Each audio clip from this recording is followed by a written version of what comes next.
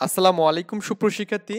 সপ্তম শ্রেণীর শিল্প ও সংস্কৃতি পরীক্ষার জন্য আমাদের যে বিষয়গুলো ইম্পর্টেন্ট এই সাপেক্ষে আমরা কিছু কোশ্চেন এখানে রেখে দিয়েছি এবং এই সাপেক্ষে কিন্তু আমাদের কোশ্চেন হবে ইনশাল্লাহ, আশা করা যায়। তো আরেকটা এখানে বিষয় বলি, সেটা হচ্ছে কি, আমাদের এই যারা অষ্টম শ্রেণীতে যা আমরা উঠবো, ওটার সাথে সাথে যারা ম্যাথমেটিক্স, বিজ্ঞান এই বিষয়গুলো যারা ভিডিও পেতে যাচ্ছেন জানুয়ারি মাস থেকে, তারা অবশ্যই চ্যানেলটি সাবস্ক্রাইব করে চ্যানেলের পাশে থাকবেন, যাতে করে সবার আগে আমরা এখানে বইটা কাভার করতে পারি এখানে। ওকে, আচ্ছা। তো আমরা এখানে প্রথমত ক বিভাগ থেকে দেখি আমাদের ক বিভাগে কি থাকে এখানে। এখানে এক কথায় প্রশ্ন বা অতি সংক্ষিপ্ত প্রশ্নের উত্তর, সবকটির উত্তর দেওয়া লাগবে 15টায় 15 মার্ক। তো এখানে কোশ্চেনগুলো দেওয়া আছে, মুক্তিযুদ্ধ নিয়ে আঁকা 2টি পোস্টারের নাম লিখতে বলছে। বাংলাদেশের জাতীয় পতাকার নকশাকার কে? সংগ্রাম ছবিতে কার আঁকা এখানে? তা বাংলা গজলের শ্রেষ্ঠাকে এখানে, হ্যাঁ, স্রষ্টাকে আর কি। দাদরা তাল কয় মাত্রা এখানে? তারপর এখানে মৃৎশিল্প কোন ধরনের মাটি ব্যবহার করা হয় এখানে? তারপর এখানে হচ্ছে প্রাচীনকালে কোন কাপড়ের জন্য সারা বিশ্বে বাংলাদেশ সুখ্যাত ছিল এখানে? শিল্পী এস এম সুলতান শিশু স্বর্গ কেন প্রতিষ্ঠা করছেন এখানে? বাংলাদেশের কোন অঞ্চলে মণিপুর তাঁতের জন্য বিখ্যাত? বাংলার 2টি লোকশিল্পের নাম লিখতে বলছে। আমাদের দেশে নিগ নিগ ক্ষুদ্র নৃগোষ্ঠীর 2টি উৎসবের নাম লিখতে বলছে।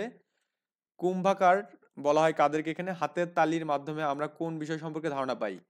2টি শিল্পভিত্তিক পেশার নাম লিখতে বলছে। বাঁশ এবং বেতের তৈরি 2টি সংগ্রামের নাম লিখতে বলছে।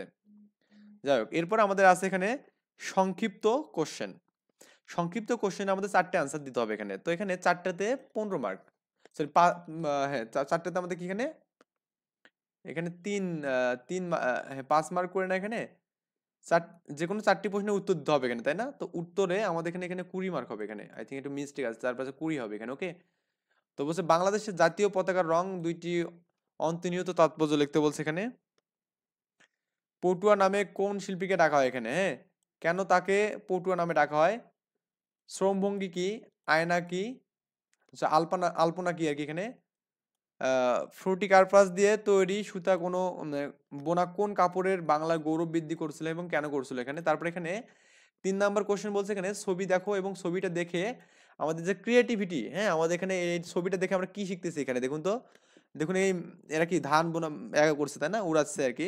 গ্রামগঞ্জে এখন এটা প্রচলিত আছে, আমার বাসায় গ্রামের জন্য বলতে পারলাম যে অনেকে বাতাসে ধান ধরলে ধান থেকে যে আমাদের যে পাতান যেটাকে বলা হয়, বা এখানে ধান যে পাতলা যে ধানটা আছে এটা উড়ে যায় আর কি। ওকে, এটা আমাদের এখানে জাস্ট ক্রিয়েটিভিটি থেকে আপনাকে জাস্ট অ্যান্সার করতে হবে এখানে 10 মার্ক এটাতে। এরপর হচ্ছে রচনামূলক কোশ্চেন, এখানে 2টা কোশ্চেন অ্যান্সার দেওয়া লাগবে, 10 দুগুণে 20 মার্ক। ওকে। কার নেতৃত্বে বাংলাদেশের জাতীয় প্রতীক নকশা করা হয় এখানে এবং জাতীয় প্রতীকের মর্মর্থ ব্যাখ্যা করতে বলছে। মৃৎশিল্পে কিভাবে মাটি প্রস্তুত করতে হয়? এস এম সুলতানের আঁকা ছবি কি কি বিষয় ফুটিয়ে আছে? তারপর এখানে মুক্তিযোদ্ধার শিল্প সমাজের অবদান বর্ণনা করতে বলছে। আর এরপর আছে আপনার ব্যবহারিক অংশ, এটা খ বিভাগ, এটা মোট নাম্বার 35 মার্ক এখানে। ওকে। যেমন বন্ধু খাতা প্রদর্শন করতে বলছে এখানে, আমরা অনেক বন্ধু খাতাই বানাইছি এখানে।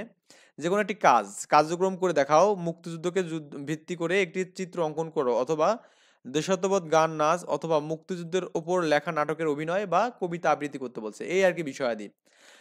অবশ্যই সবাই ভালো থাকবেন, আমার জন্য দোয়া করবেন। ইনশাল্লাহ আমরা ক্লাস 8-এ গিয়ে আবার কিন্তু পূর্ণাঙ্গভাবে সবার সাথে আমরা কি হবো। আর আপনারা চাইলে এখানে আমার ফেসবুক পেজে অ্যাড হতে পারেন, আমার ফেসবুক পেজের লিঙ্কটা ডিসক্রিপশন বক্সে দেওয়া আছে। ওকে।